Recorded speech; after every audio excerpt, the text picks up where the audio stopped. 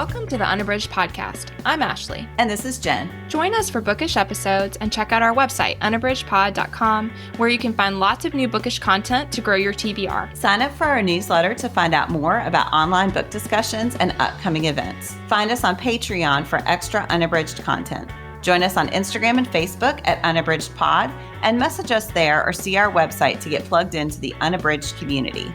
You want opinions about books? We've got them. Hi, everyone, and welcome to Unabridged. Today, we are recording episode 295, Books for Your Beach Bag.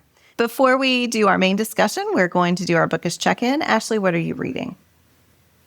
I just started this one, and I'm listening thanks to Libro FM. This is Ashley C. Ford's Somebody's Daughter. This is a memoir, and she is reading it on the audio version, and I am just absolutely loving it so far. I find it really powerful. The premise is that her father has been in prison her entire life, basically. He was not imprisoned at the time that she was born, but she really doesn't have any memories of him, so from her very early toddlerdom. And then she, at the beginning of the memoir, is coming to terms with him. He has been incarcerated, and he's going to be released. And then pretty quickly, she goes back from that moment and then is unpacking her early childhood. So again, I haven't gotten through very much, but so far I have a great sense of a kid who is loved and who has a community around her, and yet who also has some really hard circumstances and who is trying very hard to do the right thing all the time. And so we see her as a young child trying to figure out the world, and also starting to recognize that there are things you don't say or that you should keep to yourself to either stay out of trouble or like keep the peace and those kinds of things. And so a lot of what she's doing at the beginning, she's a great storyteller, and she is just framing the world for little Ashley in the story, who is experiencing her childhood and figuring out her role in it.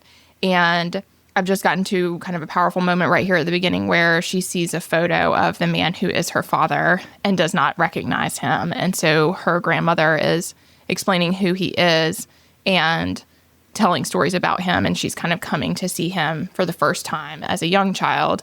And then, like I said, in the very beginning, you have a premise of them corresponding with each other some, and this awareness that he's going to be released. And so I am loving it. I had heard great things about this one and really wanted to come back to the story. I'm also really enjoying that she's reading it. This is going to sound judgy, but sometimes when authors read their own work, I'm like, please let someone else read this. But she is a great narrator, and I'm really loving hearing her tell the story. So again, that's Ashley C. Ford's Somebody's Daughter. Yeah, I really loved that book. It's funny, it's been a while since I read it, and I just hadn't thought about it. And then as soon as I saw that on our episode notes, I just got all of these visceral memories of different parts of that book. It really did stick with me. It's so well told, and I just appreciate her reflection, that looking back, she's so great at really interrogating the moments from her past. Yeah, very quotable too. Like it's striking to me in the audio. I'm wanting to write lots of quotes down because I think she just really has such a beautiful way of capturing moments. And again, even from a child's perspective, I think she does a really good job of kind of being in that space of what it felt like as a young child. Mm-hmm.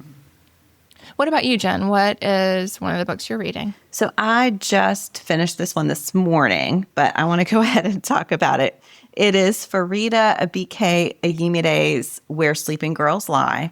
And this is my second book by the author. I learned from the note at the end that she was actually in college when she sold these books to, university in England, but she sold these books to her publisher. So she was quite young. And she talks in the end note about, and in her acknowledgments about the process of writing this. A lot of it was during COVID. And anyway, I thought all that was fascinating. But the book itself focuses on the protagonist, Sade, whose mother died when she was much younger. And since her death, her father was incredibly controlling. She was homeschooled. She was rarely allowed to leave her home. She really had no friends outside of the home. And he unexpectedly dies, and she ends up going to this boarding school. And so she really does not know what to expect because, again, she's been very isolated, but she is excited about the possibility of making some friends and of gaining some independence and of seeing what it's like to live amongst other people. When she first goes to the school, it's called Alfred Nobel Academy. She arrives and immediately one of the adults in charge gives her a really hard time because she's like a month late for her coming in for her classes. She doesn't have her uniform. All of these hidden rules that everyone else seems to know because a lot of them have gone to this school their whole careers, their whole educational careers. She just is not aware of. And so immediately she's feeling like she's on the outside of things. But the school does do a good job. They assign her a roommate who is also like a guide through the school. Her name is Elizabeth, and Sade really likes her. And there's also Elizabeth's best friend is Baz, and he seems really great, pretty quirky. So even though she had kind of a rough start, Sade is starting to feel as if maybe something positive can come out of this. There's a little bit of surrealism at the beginning. We know that there's something in her past, other than the death of both of her parents, that has traumatized her, but that is not revealed until later. But there's just this sort of pervading feeling of moments of disorientation. But Sade gets used to the campus. She's there the first night. She goes to bed in her room. Elizabeth's already asleep when she gets there. She wakes up the next morning and Elizabeth is gone. And she thinks that's weird, but she goes about her day. She starts her new classes and she goes back to her room after the end of her classes and Elizabeth still isn't there. Baz contacts her and he has not heard from her. And they eventually realize that Elizabeth has gone missing and no one has any idea where she is. And so Sade and Baz decide that they are going to start trying to find her. And that is sort of what starts the rest of the plot unfurling. There's a lot about power and this sort of generational wealth that is very prominent at the academy. And Sade quickly starts realizing that there is something simmering under the surface. There are things happening that nobody is talking about, but that everyone sort of knows about, and that might play into Elizabeth's disappearance. But that all, of course, is peeled back as the book evolves. So I found it to be very captivating. I was really interested in it until the end. I did feel like it was a little bit more of a mature book than the previous book, Ace of Spades, which I enjoyed, but I felt like this one held together a little better. And overall, yeah, I think it was really a powerful read. So that is for Rita Abike Ayimide's Where Sleeping Girls Lie. Oh, Jen, that sounds really interesting. Yeah, Ace of Spades was a riveting read. And so I'm interested to get back to her work. Mm-hmm. Yeah. Yeah, I think you would enjoy this one. It raises some great questions. There are, if you are a sensitive reader, you may want to Google some trigger warnings, but yeah, that was really well done. I did. I saw the cover. You shared it on Instagram and I saw the cover and I was like, and it's beautiful. Yes. It is a gorgeous cover. And it also is pretty disturbing. Mm-hmm. It's basically kind of a decapitated person's head. Mm-hmm. I mean, it's artistic, but there is a feeling there of the body being detached from the head. Mm-hmm. And I'm like, well, that is an image for you. So yes. And then of course the title also, mm-hmm. but also I think with Ace of Spades, I was really captivated by, like you said, like the kind of issues at the center, I think were really interesting to explore and important things to consider in society. Yeah. All right. Well, after that one, this is going to be a big gear switch, but we are going to transition to our main discussion. And we just wanted to recommend some great books for summer reading. So things that you might find compelling when you have some time off or on vacation. So yeah, Ashley, what would you like to recommend? Well, interestingly, this one is maybe in the vein of like dark things that happen. This is Lucy Foley's The Guest List. And I started this because Foley is coming to speak at our local bookstore. M. Judson is our one of our independent bookstores here in Greenville, and I'm going to see her. And so I was like, oh, I want to read one of her books. And this one, I don't know, I had heard good things about, but yeah, I mean, so yeah, I'm like, Jen and I did not define what books for your beach bag would mean. I think lately I have not been very into romances, which would maybe be another recommendation I would make for a beach read. But this is like a thriller, it's really compelling. And I think sometimes when I think about fast reads, things that really suck you in, that is something that comes to my mind for summer reading. Would you agree with that? I would, definitely. Mm-hmm. Okay, so this is one like that. So the premise is this. It's the start of a wedding that is happening on a remote island. And in fact, the island is so remote that no one lives there anymore. It is completely, there was a community there. There is some lore around that.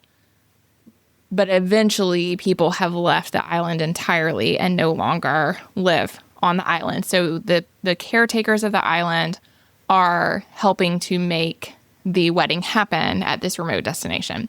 And the bride and groom are both kind of like high-end, well-known people. He had been on this show called Survive the Night and was really well-known for that. And then she has this online magazine that is a kind of high-end magazine. And so both of them are kind of prominent in their area and therefore kind of recognized, and they wanted to have this really exclusive experience and then wound up doing it on this island. And so right at the beginning, you get a lot of different people's perspectives, and it will indicate both the name of the person and also their role in the wedding. And there are perspectives from the bride, the groom, but also the best man, the bridesmaid, who is the sister of the bride, the wedding planner, who is making all of it happen. You get some glimpses into all of them as they're going over for the weekend, and then as things unfurl. And also, there's two timelines close together happening, and one is the day before when everyone's arriving, and then one is the night of the wedding.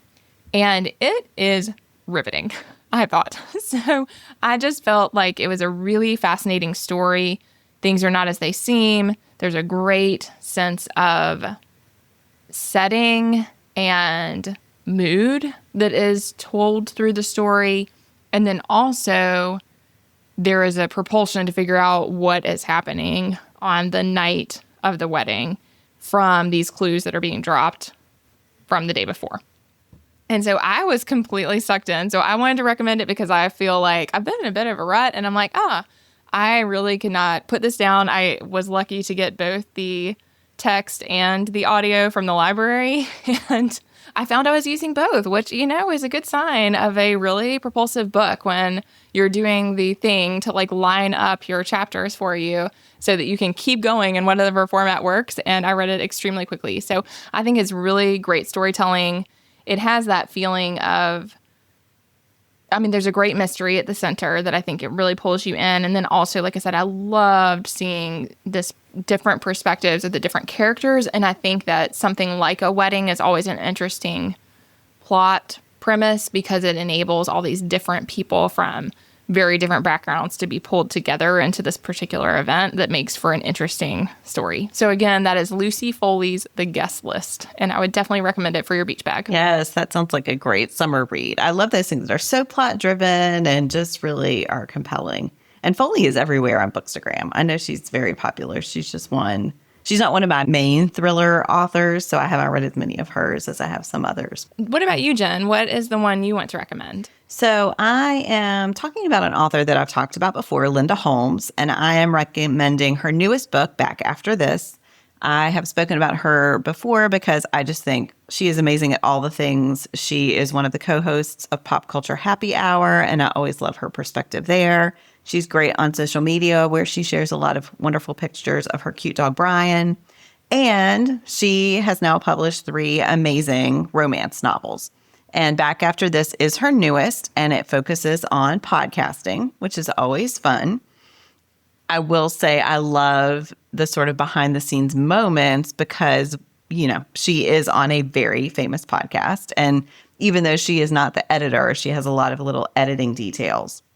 Her main character Cecily Foster is a podcast editor and producer, and she and her boyfriend started a podcast that ended up being very, very successful.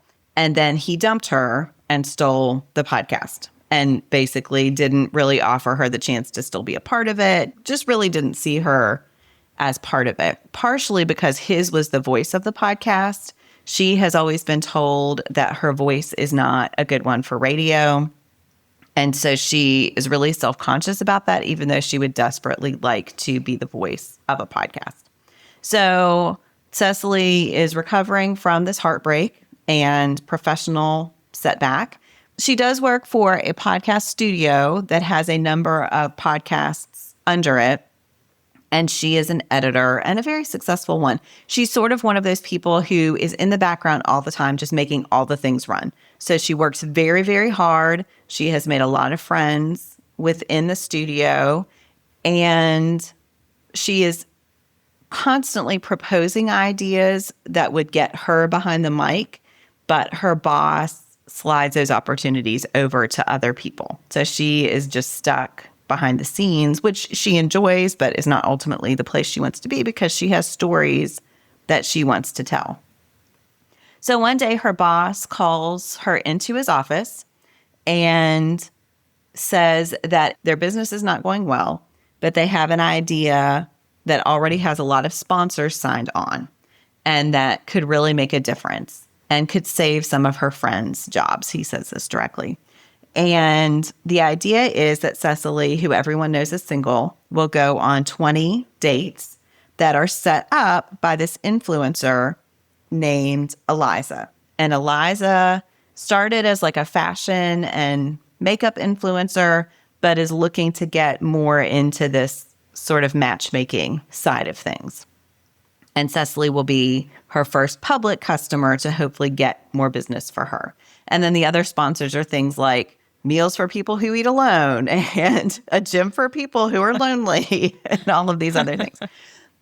Cecily really does not want to do this. This is not the story that she wants to tell. But because it could make a difference for the business and because so many of her friends do work for this company, she feels a sense of obligation to do it. So that's that side of things. The other side of things is that one day Cecily is walking and she sees this gigantic Great Dane running down the street with his leash trailing behind him. And she sees this guy chasing the Great Dane. And so she jumps in to help. She has this ginormous bag that she carries everywhere, and she just happens to have a jar of peanut butter in it because she likes to snack on peanut butter. So she uses the peanut butter to lure the Great Dane toward her to help this guy catch his dog, and then realizes that it's not his dog. He was just being a good Samaritan and trying to get the dog back for a perfect stranger. And of course, this meet cute is in the background of the fact that Eliza is setting her up on all of these dates and using data to find Cecily's perfect match and telling her that you don't find your perfect match by accident, that you have to have all of this information to make that work. Where we see Cecily just keeps running into this guy whose name is Will, and she sees him at a restaurant. And so it's like fate is trying to bring them together. So you have these contrasting points of view of love. Anyway, that is the setup. It is just delightful. I think Holmes has such a beautiful sense of character and is wrestling with serious topics that aren't like heavy, but it is there are serious things in the background about who you are as a professional and what is your obligation to the people you work with. And do you decide on that obligation, or do you have a conversation with them about what they feel like they want you to do for them? That's a thing that Cecily is a helper who doesn't always ask people if they need help. She just jumps in. And so there's a lot of character development and of authentic growth. Anyway, I just loved it. You can't go wrong with Linda Holmes. And every one of her books has been a 5-star read for me, and this was no exception. So that is Linda Holmes's Back After This. Oh my gosh, I will definitely have to read that, Jen. You will love it so much. It's so good. That sounds great. I will have to get to that for sure. I have read her others and really enjoyed them, and I look forward to I had no idea that one's about podcasting. That sounds really fun. Yes. I'll have to check it I out. think you will love it because there's a lot just about like mouth noises and what people choose to drink right before that made me think, oh my gosh, do I do this to Ashley all the time? But anyway, it's really good. Sounds great. All right. Well, we are going to end with our lit chat game. So I'm going to grab our stack of cards. I'm just going to go to the middle of the stack here. Is there a book or series that you feel is highly overrated? Defend your choice. Great question. I feel like we slaughtered Twilight another time. So that did come to my mind. Sorry to rehash for people who listened the last time. I will not go down that path again. Another one that comes to mind for me is E. Lockhart's We Were Liars. I feel like that book got a tremendous amount of hype. And I could not stand it. It is one of the most lingering dislike books that I think I've ever read. So yeah, that one comes to my mind. What about you, Jen? The first one that popped into my mind is Where the Crawdads Sing. And that one, it was so funny because I read about the first 90 pages and I texted our friend Tim and I said, Tim, I think you are going to love this book because the first 90 pages was very atmospheric. It had this really Southern Gothic feeling with all this gorgeous description.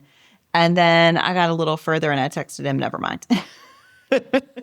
Because the main plot, which I know is what a lot of people are drawn to, just did not work for me. I felt like it was predictable. And I know a lot of people love that book. And I understand why you do. But for me, it just did not work, sadly. So, yeah, I still have not watched the movie. Perhaps the movie would work better. I don't know. I've not been moved to do so at this point. So.